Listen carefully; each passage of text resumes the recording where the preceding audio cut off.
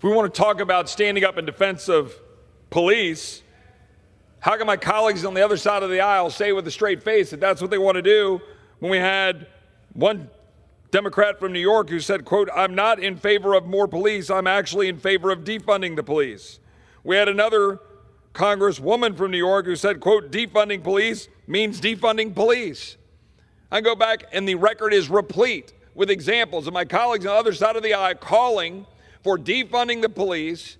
And in fact, one of my colleagues from Texas was literally serving on the Austin City Council when they cut $150 million out of the Austin Police Department's budget, leaving their academy decimated, leaving them unable to field 911 calls, leaving violent crimes skyrocketing in the city of Austin, because my colleagues on the other side of the aisle were patently clear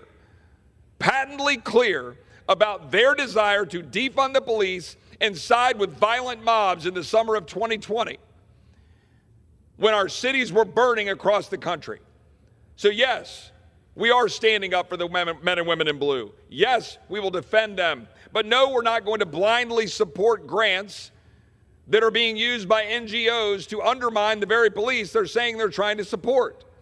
For example, one grant to an NGO that was promoting prostitution and open borders. This is the kind of stuff that the American people sent us here to stop. This is the kind of stuff that they're proud of the president for using DOJ to identify and stop. So yes, we're trying to defund those particularly bad grant programs while we try to make sure that our local jurisdictions can fund police properly and have judges that will actually put bad guys in jail instead of letting them on the streets, and a president that won't commute the sentences of 2,500 people, dozens or hundreds of whom were violent criminals and are now back out on the streets.